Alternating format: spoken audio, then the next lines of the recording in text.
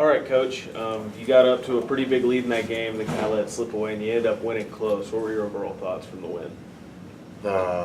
Which game? On Saturday, yeah, Commerce. On Saturday? Yeah, on Saturday. Sorry for that. Yeah, it was a battle of 2 top 10 teams in the nation. We had a great crowd here.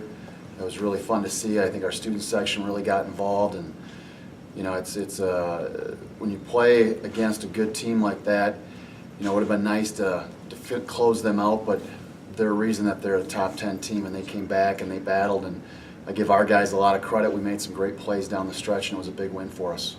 Not the result you wanted against Tarleton, though. What are some of the things you said to the team afterwards to just kind of go into Commerce with the right mindset? Yeah, you know, that's a good point. Is we had a disappointing loss against Tarleton, and it was one of those things where we don't want to let that loss affect us for Saturday. And so we you know, whether we win or lose on Thursday, let's wipe that clean. You know, celebrate it if you win. If you lose, you got to learn from it and move on. But Friday we had a good practice, and Saturday we had a good shoot around. We had a good focus for Saturday, and you know, Commerce almost did come back and get us, but we played really well down the stretch, made some plays, and win or lose that game, I think we had a much better effort out of our guys, and that was good to see. Eastern New Mexico coming up, obviously coming off a big win. Angelo State. So can you talk on that? They were I had them 11 of 21 from threes, which is their best all year, Sure, percentage-wise. And then they out-rebounded Angelo's. Yeah, Angelo, I think their big kid was out a little bit. I haven't really looked at it real close yet. We get ready for Western a little bit on Monday and Tuesday, and then we really focus on the Thursday game on Tuesday and Wednesday. But Eastern, I was watching them this morning, and you know, they play hard. They really get after you. They're scrappy.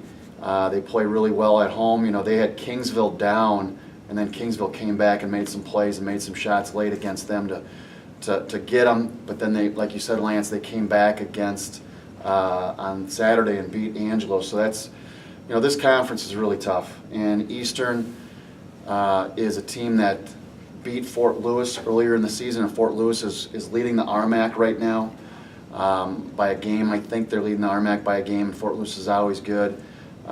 So it's something that if you're not ready to go against Eastern, if we come out like we did against Tarleton, we're going to have our hands full and probably come up with an L, which we don't want to do. You can't lose games at home. You know, again, there was a disappointing loss Thursday, but it was a great comeback on Saturday for us. So Eastern will be tough. I mean, it's going to be a battle all the way from start to finish, and we're going to have to play 40 minutes to beat them. The last 4 games, including the ones on the road trip, you had double-digit leads in the first half, but they've kind of disintegrated. So what have you seen with that? I don't know. I'm not sure. What's the question? So with the team having such big leads in the first half, but then kind of losing them as the game goes on, I'm just trying to see what do you think the problem I think we should shorten the games to 20 minutes.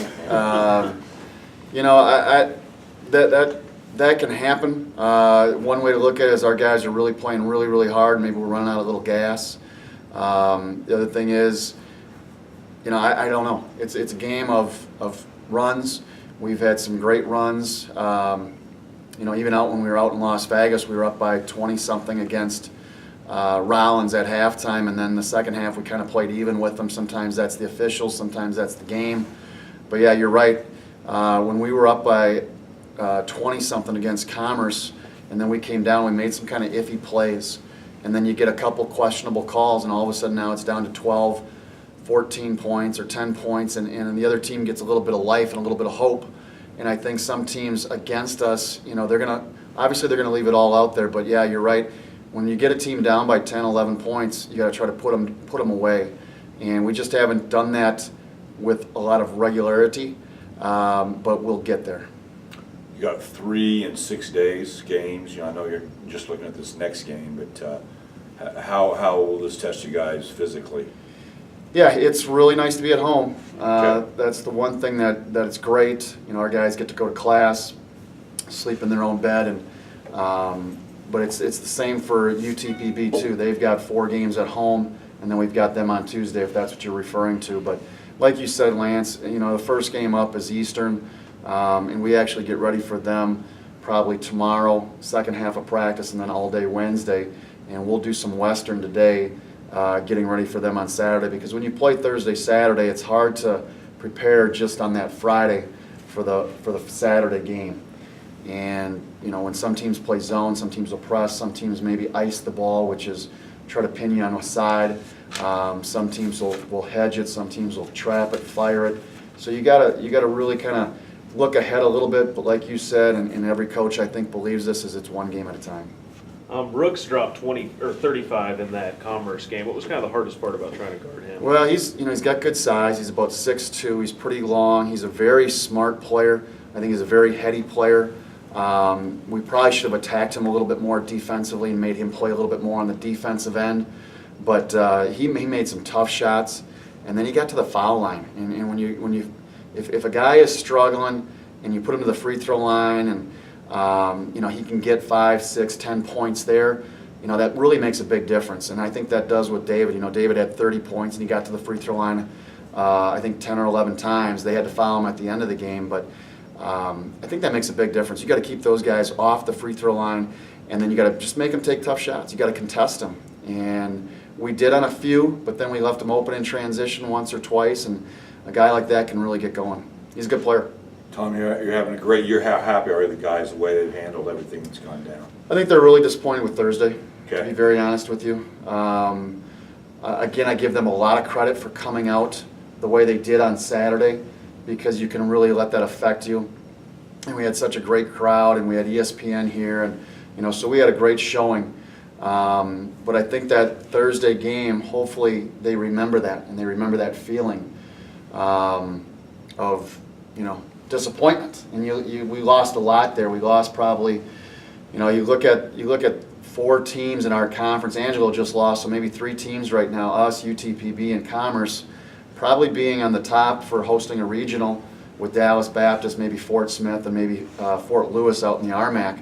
And, you know, winning a conference title is great, but, you know, you want to be one of those top teams in the regional, and if you're lucky enough to host, that really helps out your chances of getting to an Elite 8.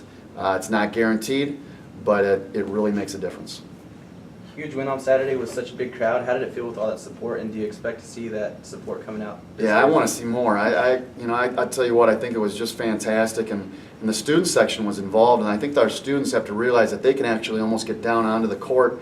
There's a little section right in front of the band there, and I think once they start realizing that and they have fun at the games and enjoy it, I think maybe we'll get more and more people coming out. And we've had a lot of great, you know, people in the community are just fantastic with their support. And I think it's something that hopefully they enjoyed the game and they keep coming back. But it is fantastic from some of our crowds earlier in the season to now. It makes a big difference for our guys. I know our guys really get up for it when we have the big crowds.